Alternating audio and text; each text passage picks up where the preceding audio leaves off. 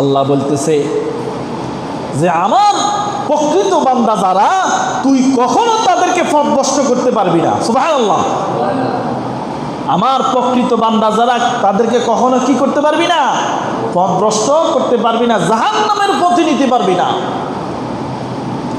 তুমি চারদিক থেকে আসো, আমার আল্লাহ রাব্বুল আলামিন উপর থেকে রহমত ঢালতে থাকেন, আল্লাহর বান্দাদেরকে মাফ করতে থাকেন সম্পর্ক তৈরি করার জন্য।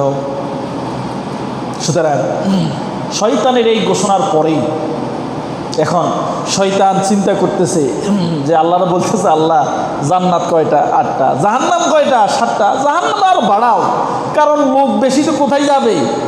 জাহান্নামে যাবে, আরো বাড়াও।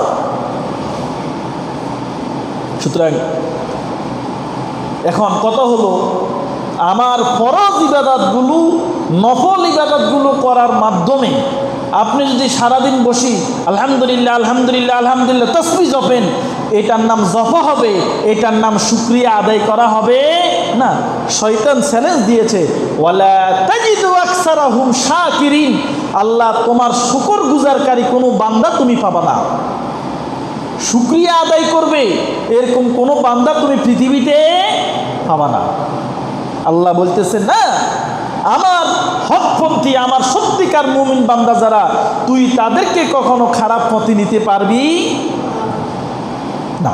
এখন আপনি কি আল্লাহর পথে আছেন নাকি শয়তানের পথে আছেন? কে কে মনে হয় শয়তানের পথে আছেন নাকি? এলাই চুপ করে রয়েছেন। কার পথে আছেন? আল্লাহর পথে আছি। শুকর গুজারকারী বান্দা হইতে হবে, আল্লাহর পথে থাকতে হলে। আল্লাহ এখন শুকর গুজারটা কিভাবে হবে? শুকর, লাইন শাকারতুম লাযীদান্নাকুম ওয়া লাইন কাফারতুম ইন্না আযাবি লাশাদীদ। এই শুকর গুজারকারী হতে হলে শুকর গুজার করতে হবে কাজের মাধ্যমে। কিসের মাধ্যমে? কাজের মাধ্যমে। আল্লাহ আপনাকে যে ইবাদতগুলি পালন করার জন্য নির্দেশ দিয়েছে, আপনি যদি সে ইবাদতগুলি পালন করেন, আপনাকে আল্লাহ যেভাবে জীবন পরিচালনা করার জন্য বলেছেন, আপনি যদি সেভাবে জীবন পরিচালনা করেন, তাহলে পরে শুধুমাত্র শুকরিয়া আদায় হবে। আপনি আল্লাহর বিরুদ্ধাচরণ করেন আর সারা দিন রাত 24 ঘন্টা হাতে একটা তাসবিহ নিয়ে সুবহানাল্লাহ আলহামদুলিল্লাহ বলেন, কোনো লাভ আছে? কোনো লাভ নাই। কোটি বছর, 1 কোটি বছরও যদি আপনি সুবহানাল্লাহ আলহামদুলিল্লাহ আল্লাহু আকবার জিকির করেন, 1 কোটি বছর যদি করেন, আর এটাকে একটা ফরজ নামাজের একটা সেজদার সাথে তুলনা করলেও সমান হবে না। একটা ফরজ নামাজের একটা সেজদা। এখন প্রথমত হলে আপনাকে ফরজ কাজগুলো ঠিক মতো পালন করতে হবে। এখন ফরজ যে আপনি কাজগুলো পালন করবেন, কেন পালন করবেন, কিভাবে পালন করবেন? এখন আপনারা এখানে যারা আছেন, এই ধরেন 5 ওয়াক্ত নামাজ পড়া ফরজ, এটা কি ফরজ হিসাবে পালন করতেছেন, না আমার বাবা পড়ছে এই জন্য আমি পড়ি, আমাদের সমাজের সবাই পড়তেছে এই জন্য পড়ি, যৌবনকালে পড়ি না, বুড়ো হয়ে গেছি, দাড়ি ফাঁকি গেছে এই জন্য পড়ি, নাকি আল্লাহ বলছে এই জন্য পড়ি? কোন জন্য পড়েন? এটা কি সত্য কথা নেই? দরাবগা দুমুনি, দরা একটা দুমুনি। আচ্ছা, ধরেন এখানে জুমার নামাজ হইতেছে, কত লোক এই রাস্তা দিয়ে, এখানে জোহরের নামাজ চলতেছে। কোন নামাজ? জোহরের নামাজ। ধরেন জোহরের নামাজ চলা অবস্থায় এই রাস্তা দিয়ে কোনো মুসলমানকে হেঁটে যায় না? যায়। আচ্ছা, পুরুষরা তার গোপনাঙ্গ যেটা হাঁটু থেকে নাভি পর্যন্ত, এই জায়গাটা ঢেকে রাখা কি ফরজ না নফল? ফরজ।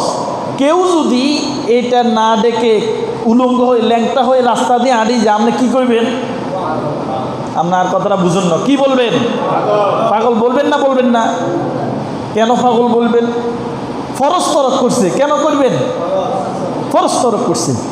তো এই জায়গাটা খালি রেখে ফরজ তরক করার কারণে যদি আপনি তাকে পাগল বলেন, যেই লোকটা আরেক ফরজ জোহরের নামাজ না পড়ে মসজিদের সামনে দিয়ে হেঁটে যায়, আপনি তাকে কখনো পাগল বলেছেন?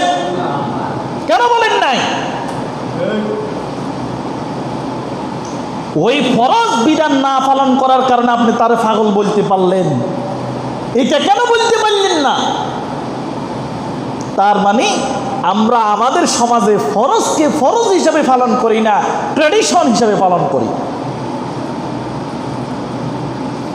যেই দিন মুসলমানদের মাথায় এই দিমাগ ঢুকবে যেটা নামাজ পড়ে না এটা পাগল, যেই দিন মুসলমানরা এই কথা তার মাথার ভিতরে ঢুকাইতে পারবে আমার যেই ছেলেটা নামাজ পড়ে না সেটা পাগল, তাহলে বুঝবো আল্লাহ আপনাকে ফরজ দিয়েছে এই জন্য আপনি পড়েন।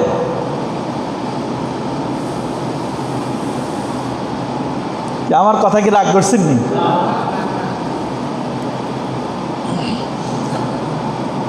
ছোট একটা বাচ্চা, 4 বছরের একটা বাচ্চা ল্যাংটা হয়ে উঠানে খেলা করতেছে, তার বাড়িতে মেহমান আসছে, নানা আসছে, দাদা আসছে।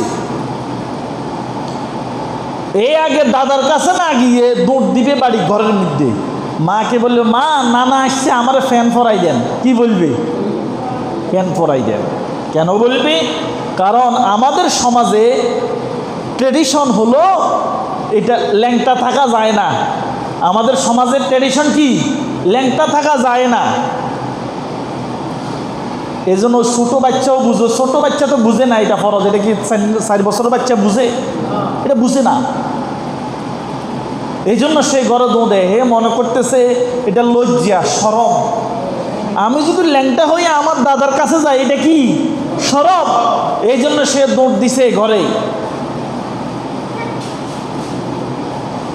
এই শরম থেকে বাঁচার জন্য আপনি আবার যদি আমি বলি হাঁটু থেকে নাভি পর্যন্ত এই জায়গাটা ডেকে রাখা ফরজ। আপনি যখন এখন বর্ষাকালে খেতে কামারে কাজ করেন, আপনার ফরের লুঙ্গি আপনি কি করেন? গোস মারেন না? মারেন না? কই তখন তো ফরজ পালন করেন না। সামান্য কদ্দুরা জায়গা, এই জায়গাটা খুলি রাখলে কোন হাগল, নিচের মি খোলা, তখন কি বলেন? গায়ের মধ্যে গেঞ্জি নাই, প্রচণ্ড গরমের মধ্যে রাস্তায় হাঁটতেছে, তার নাভি পুরাটা দেখা যায়, আপনি তারে কোনদিন পাগল বলছেন? এরকম মানুষ আছে না নাই? তো তাকে আপনি পাগল বলছেন না কেন? সে তো ফরজ তরক করতেছে। সুতরাং আমাদের সমাজে, আমাদের দেশে আমরা মুসলমানেরা ফরজকে ফরজ হিসাবে পালন করি না, আমরা পালন করি ট্র্যাডিশন হিসাবে। মানুষ কি বলবে? আমরা পালন করি কেন? মানুষ কি বলবে? আরে মানুষ কি বলবে? আমার আল্লাহ কি বলেছেন আমাকে দেখতে হবে, এটা মানুষ কি বলেছে এটা আমার দেখার বিষয় নয়। আমার ছেলেটাকে আমি আদর করে তাকে রোজা রাখতে দেই না, তার পরীক্ষা।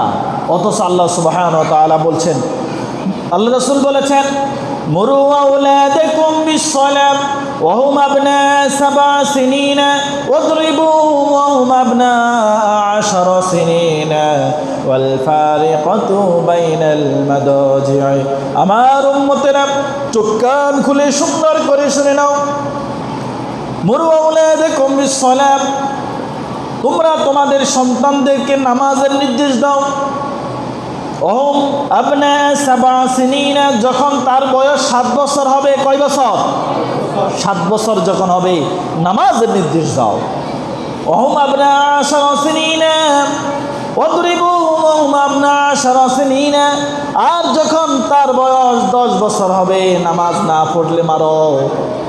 বুকে হাত দিয়ে বলেন, আপনার ছেলের বয়স যখন 10 বছর হয়েছে, আপনি আপনার ছেলেকে নামাজের জন্য একদিনও মেরেছেন? বুকে হাত দিয়ে বলেন তো। তাহলে আপনি কেমনে আমারে বললেন যে না ফরজ হিসাবে আসলে নামাজ পড়ি? ওয়াল ফারিকাতু বাইনাল মাদাজি'i, আর যখন তোমাদের সন্তানের বয়স 10 বছর হবে তাদের বিছানা আলাদা করে দাও। 2 সন্তানকে একসাথে এক বিছানায় দেয়া যাবে না। সম্মানিত উপস্থিতি, তাহলে যেটা এখন আমরা ফরজ হিসেবে পালন করি এখনও আমরা পালন করতে পারি না। এখন আপনি বলবেন গত কয়েক জুমায় টানা আলোচনা, আজকের জুমায় আলোচনা, আমরা বলবেন হুজুর তো নতুন নতুন হাদিস লিয়ে আইয়ে। কি বলবেন? আমার বাপ দাদার 14 গোষ্ঠীও তো এই কথাই শুনেন না। আপনার কথায় আল্লাহ সুবহানাহু ওয়া তাআলা কোরআনে বলেছেন রাসূল সাল্লাল্লাহু আলাইহি ওয়াসাল্লাম যখন দাওয়াতি কাজ শুরু করলেন, এই মূর্তিগুলাকে সিজদা করা যাবে না, মূর্তি পূজা করা যাবে না, খারাপ কাজ করা যাবে না, যখন এই কথাগুলা বলছেন, সুদ খাওয়া যাবে না, ঘুষ খাওয়া যাবে না, তখন আরবের মানুষগুলা বলা শুরু করে দিল, মুহাম্মদ নতুন নতুন কথা নিয়ে আসতেছ, আকাবিরা মুজরিমিহা লিয়ামকুরু ফিহা, এমন কথা বলতেছ আমাদের বাপ দাদার 14 গোষ্ঠীর কাছে শুনি নাই। এরকম কথা তো আমাদের বাপ দাদা কেউ বলে নাই যে মূর্তি পূজা করা যাবে না, এই কাজগুলা করা যাবে না, এই কাজগুলা ছেড়ে দাও। 14 গোষ্ঠীর কেউ বলে নাই। নতুন নতুন হাদিস কোন জায়গা থেকে আনতেছ? এই কথা আজকে আপনি বলতেছেন। যে শুধু তা নয়, আরবের মানুষগুলো মুহাম্মদ রাসূলুল্লাহ সাল্লাল্লাহু আলাইহি ওয়াসাল্লামকেও বলেছিল। এক নম্বরে আমরা যে পয়েন্ট নিয়ে আলোচনা করছিলাম সেটা হলো সরাসরি আমাদেরকে ফরজ ইবাদতগুলোকে আল্লাহর নির্দেশ এটা মনে করেই আদায় করতে হবে। কি হিসাবে আদায় করতে হবে বলেন? ফরজগুলোকে আল্লাহর নির্দেশ এটা মনে করে আদায় করতে হবে।